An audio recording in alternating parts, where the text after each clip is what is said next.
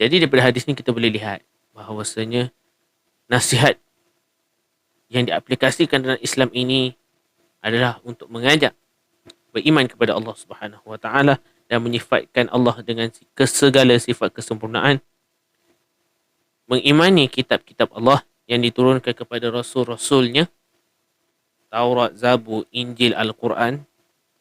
Kita kena beriman dengan perkara itu, ajak orang beriman, membenarkan risalah dan mengimani segala yang dibawa oleh Rasulullah sallallahu alaihi wasallam, menyukai kebenaran dan keadilan yang dibawa oleh seorang pemimpin, dan untuk membimbing manusia ke arah kebaikan. Itu.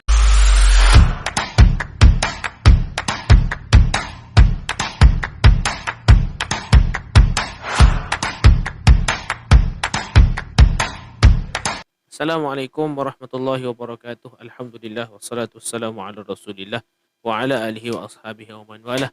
Apa khabar semua? Kembali lagi dalam Ustaz Borak, hashtag Ustaz Borak. Aduh cerita. Hari ni kita dalam Ustaz Borak. Hari ni kita nak bincang satu isu berkaitan dengan perangai manusia. Iaitu berkaitan dengan memberi dan menerima nasihat.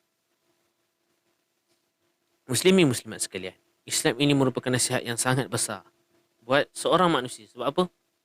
Kerana Islam mengajar kita supaya apa? Mengubah perbuatan kita daripada jahiliyah kepada syar'iyah. Mengubah daripada aktiviti-aktiviti yang jahil terpesong daripada jalan agama, perbuatan kita kepada perbuatan yang diredai dan diberkati dalam agama. Yalah, kadang-kadang yalah, kalau kita tengok sendiri pun Islam mengajar kita supaya kita ni kena melakukan suatu ikut had dia. Sebab kalau kita melampaui had, akan ada kesan tak besar sikit dalam kehidupan kita. Apa buktinya? Nabi SAW bersabda, Ad-dinun nasihah. Qulna liman? Lillahi wa li kitabihi wa li rasulihi wa li a'immatil muslimin wa ammatihim. Nabi kata agama itu nasihat. Sahabat bertanya, untuk siapa? Untuk Allah. Nabi menjawab, untuk Allah, untuk kitabnya, untuk rasulnya, untuk pemimpin dan keseluruhan umatnya. Jadi daripada hadis ni kita boleh lihat bahawasanya nasihat yang diaplikasikan dalam Islam ini adalah untuk mengajak beriman kepada Allah Subhanahu Wa Taala dan menyifatkan Allah dengan segala sifat kesempurnaan, mengimani kitab-kitab Allah yang diturunkan kepada rasul-rasulnya, Taurat, Zabur, Injil, Al-Quran. Kita kena beriman dengan perkara itu, ajak orang beriman, membenarkan risalah dan mengimani segala yang dibawa oleh Rasulullah sallallahu alaihi wasallam, menyukai kebenaran dan keadilan yang dibawa oleh seorang pemimpin, dan untuk membimbing manusia ke arah kebaikan. Itu elemen-elemen nasihat yang diamalkan di dalam Islam.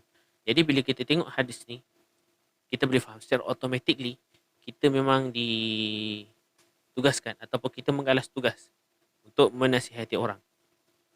Ataupun erti kata mudah, menasihati ini adalah tanggungjawab kita bersama. Kalau tidak, tak adalah Nabi sebut ballighu anni walau ayah, sampaikan daripada ku walaupun satu ayat. Dan dah memang ini tanggungjawab kita bersama.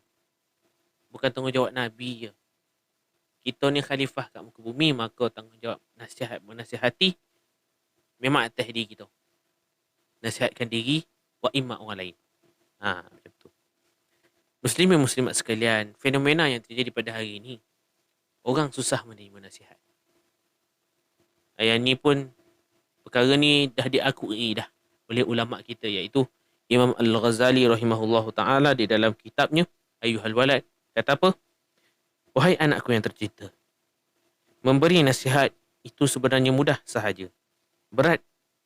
Yang berat ialah menerima isi nasihat tersebut, kerana setiap nasihat itu dirasakan sangat pahit bagi setiap orang yang selalu mengikuti kehendak nafsunya.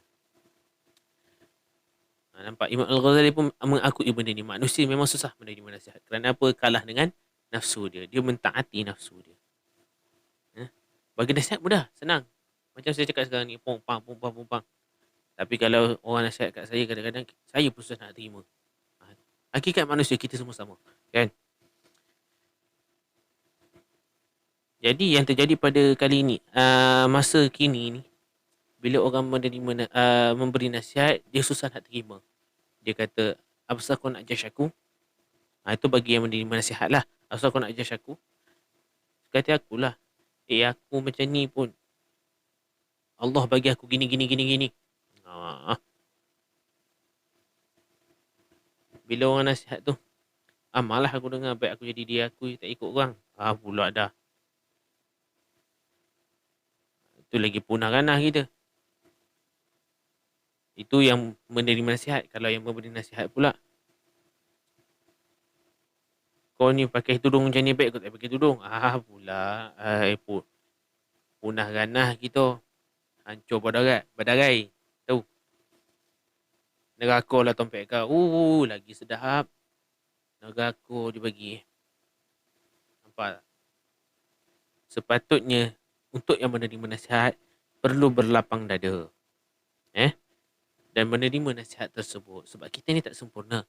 Jadi nasihat itulah menjadi nilai tambah kepada kita untuk kita memperbaiki hidup kita.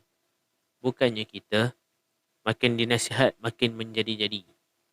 Makin dinasihat, makin ikut kehendak sendiri. Makin dinasihat, tak reti beza.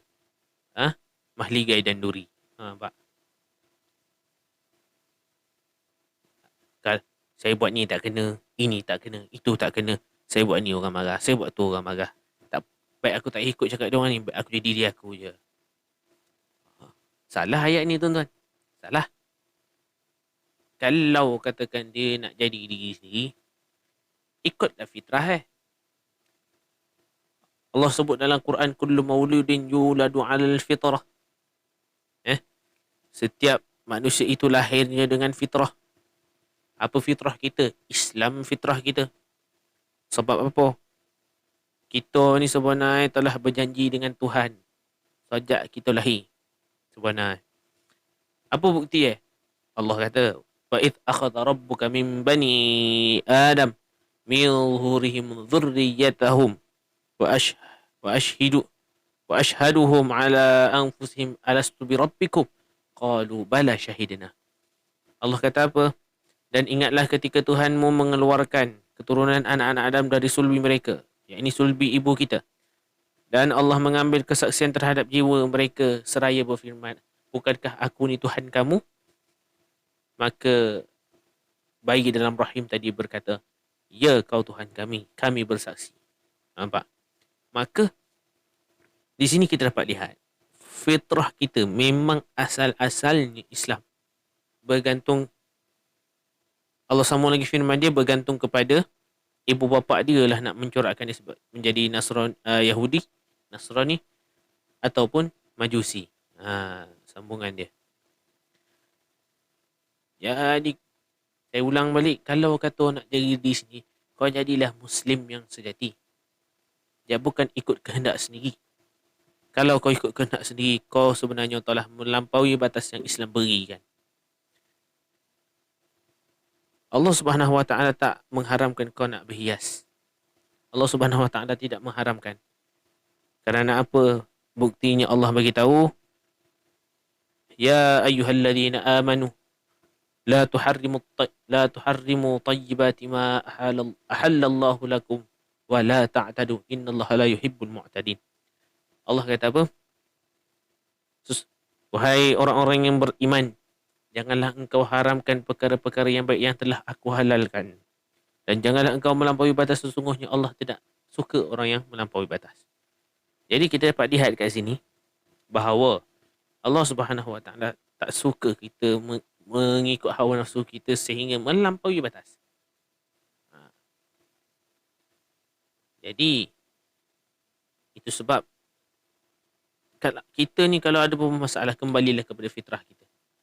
Kalaulah kita ni hidup kita tak tenteram dengan apa yang kita buat, kan? Sebab kita buat ikut gerak hati kita. Hati kita rasa seronok buat ini. Tapi tak tenang juga. Banyak masalah. Kembalilah kepada Islam. Kembalilah kepada fitrah. kerana kehidupan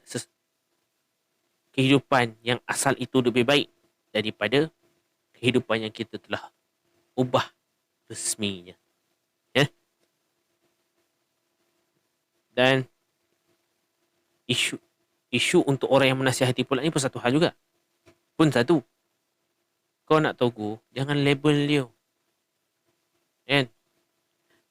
Kita ni kalau dah melabel, kita buat kau jauh Tuhan kadang-kadang. Tengok post orang tu seksi menang, kita gelek punggung kan, begini-gini punggung kan. Ni kata orang neraka lah kau. La ilaha illallah. Itu kau buat kau jauh Tuhan. Tak elok. Apa lagi ayat? Kita tengok. Perasan kat media sosial tu kadang-kadang. Orang tu pakai tudung tak sempurna. Barangkali dia ni baru berhijrah agaknya. Maka dia pun kata, kau pakai macam ni baik, kau tak pakai tudung. Aku nak tanya, kau nak ajak orang datang Islam, kau nak ajak orang dapat dengan Islam, kau nak ajak orang jauh daripada Islam lagi. Kalau kau cakap macam tu, kau membuatkan orang nampak Islam tu tak ada adab. Faham tak? Itu sebab kita ni kalau nak menegur, perlu ada etika. Nak menerima teguran juga perlu ada etika. Okey? Jadi, saya cukup sekadar ini sahaja perbincangan kita. Jadi, saya akhiri dengan tips. Kita akhiri dengan tips-tips. Macam mana nak menerima nasihat dan memberi nasihat. Yang pertama, untuk yang menerima nasihat, berlapang dada, anggaplah diri tidak sempurna. Itu je untuk yang menerima nasihat. Yang ini satu lagi. Tuntutlah ilmu. Barulah awak tahu awak ni jahil ataupun alim. Barulah awak tahu perbuatan awak itu bertepatan ataupun tidak. Dengan ilmu je dapat kita tahu perkara-perkara macam ni. Dengan ilmu lah kita dapat tahu solat kita betul ataupun tidak. Dengan ilmu lah kita tahu jual beli, gaji, insurans yang kita ambil bertepatan dengan syariat ataupun tidak. Itu untuk orang yang memberi nasihat. Menerima nasihat. Untuk orang yang memberi nasihat, saya nakalkan beberapa kata-kata ulama. Yang pertama, mesti tidak mengaibkan orang yang dinasihati. Telah berkata Fudail bin Iyad, seorang Muslim adalah menutupi aib dan memberi nasihat. Sedang orang yang durjana adalah orang yang membuka keaiban dan memalukan seseorang. Itu deh. Kita kalau nak beri nasihat, jangan buka aib dia. Sebab tu dalam tradisi Islam itu, kalau kita nak berdebat, kita dianjurkan untuk berdebat di tempat yang tertutup supaya tidak mengaibkan diri yang menerima nasihat. Kemudian ucapan yang lembut dan berusaha tidak diketahui orang lain. Samalah tadi tu. Okey, jadi dua tips. Untuk yang memberi nasihat, pastikan tidak mengaibkan dia dan menggunakan ucapan yang lembut, tidak terlalu kasar dan tidak berlabel. Allah kata apa? Ud'u ila sabili rabbika bil hikmati wal mau'izatil hasanati wajadilhum billati hi ahsan. Wahai, panggillah orang ke jalanku, yakni ke agamaku dengan hikmah, mau'izatin hasanah, dengan ucapan yang lembut dan beretika. Dan kalau nak berdebat dengan mereka, berdebatlah dengan baik. Okey? Harap-harap perkara semacam ini dapat memberi manfaat kepada semua dan harap-harapnya disebarkan kepada orang lain, insya-Allah taala. Wallahu a'lam. Aqulu qawli hadza wa astaghfirullahal azim li wa lakum. Assalamualaikum warahmatullahi taala wabarakatuh.